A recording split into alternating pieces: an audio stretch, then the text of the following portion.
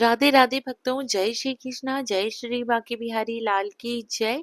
भक्तों, आज की वीडियो में हम इंदिरा एकादशी व्रत की कथा को श्रवण करेंगे। तो भक्तों, कथा श्रवण करने के लिए आप अपने सीधे हाथ में थोड़े से तिल के दाने और कुछ पुष्प अपने हाथ में ले लीजिए। तो आप ये सीधे हाथ में लीजिएगा और कथा को श्रवण कीजिए। तो चलिए भक्तों, मैं कथा स्टार्ट करती हूँ। तो कथा इस प्रकार है। युधिष्ठिर जी ने भगवान मधुसूदन से पूछा कि कृपया करके मुझे यह बताएं कि अश्विन के कृष्ण पक्ष में कौन सी एकादशी होती है। भगवान श्री कृष्ण बोले कि अश्विन के कृष्ण पक्ष में इंद्रा नाम की एकादशी होती है। उसके व्रत के प्रभाव से बड़े बड़े पापों का नाश हो जाता है। नीच योनि में पड़े हुए पितरों की भी यही एकादशी सद्गति देने वाली होती है। कथा इस प्रकार है कि सतयुग में इंद्रसेन नाम से विख्यात राजा ने इंद्रसेन एक बहुत ही प्रतापी राजा था। राजा अपनी प्रजा का पालन पोषण अपनी संतान के समान करते थे। राजा के राज्य में किसी को किसी भी चीज की कमी नहीं थी। राजा भगवान विष्णु का परम उपासक था। एक दिन अचानक नारद मुनि का राजा इंद्रसेन की सभा में आगमन हुआ। नारद मुनि राजा के पिता का संदेश लेकर पहुंचे थे। इसके बाद वे इस प्रकार बोले, मैंने तुम्हारे पिता को देखा था। वे वस्त्र भंग के दोष से नरक आए थे। राजन, उन्होंने तुमसे कहने के लिए एक संदेश दिया है, उसे सुनो। उन्होंने कहा है कि इंद्रा के व्रत का पुण्य देकर मुझे स्वर्ग में भेजो। उनका यह संदेश लेकर मैं तुम्हारे पास आया हूँ। राजन, अपने पिता को स्वर्ग लोक की प्राप्ति कराने के लिए इंद्रा का व्रत करो। राजा ने पूछा, कृपया करके इंद्रा का व्रत बताइए, इसे किस प्रकार करना चाहिए। नारद जी ने कहा कि अश्विन मास के कृष्ण पक्ष में दशमी के उत्तम दिन को प्रातः काल स्नान करें। फिर मध्याह्न काल में स्नान करके एकाग्र चित्त हो एक समय भोजन करें और रात्रि में भूमि पर सोएं।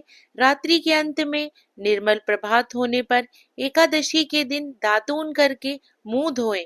इसके बाद भक्ति भाव से निम्नाधित मंत्र पढ़ते हुए उपवास का नियम ग्रहण करें। इस पर राजा ने कहा, हे नारद जी, आपके अनुसार निराहार रहकर कल भोजन करूंगा, लेकिन आप मुझे शरण दें। इस प्रकार नियम करके मध्य काल में पितरों की प्रसन्नता के लिए शालिग्राम शिला के सम्मुख विधि पूर्वक श्राद्ध करें तथा दक्षिणा से ब्राह्मणों का सत्कार करके उन्हें भोजन करावे। पितरों को दिए हुए अन्नमय पिंड को सूंघ कर विद्वान पुरुष गाय को खिला दे। फिर भगवान का पूजन करके रात्रि में उनके समीप जागरण करें। सुबह होने पर द्वादशी के दिन पुनः भक्ति पूर्वक श्री हरि की पूजा करें।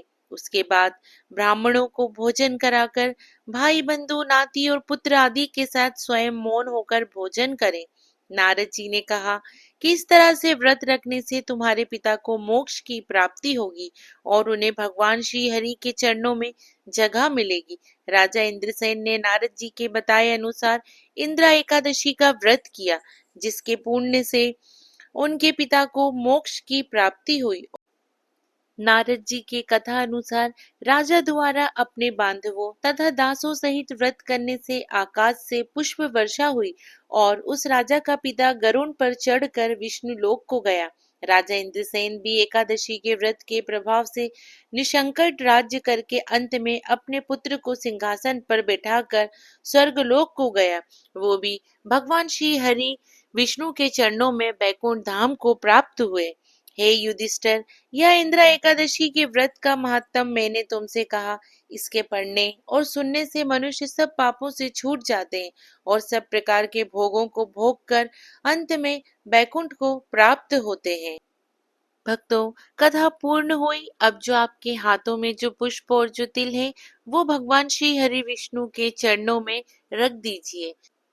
भक्तों, इंदिरा एकादशी की कथा श्रवण करने मात्र से ही सभी भक्तों के कष्ट दूर हो जाते हैं एवं पाप मुक्त हो जाते हैं और भगवान श्री हरि विष्णु की असीम कृपा प्राप्त होती है एवं पितरों को भी मोक्ष की प्राप्ति होती है। तो भक्तों, इंदिरा एकादशी व्रत की कथा पूर्ण हुई। आप सभी को इंदिरा एकादशी व्रत की बहुत बहुत शुभकामनाएं। आप सभी को प्रेम पूर्वक राधे राधे।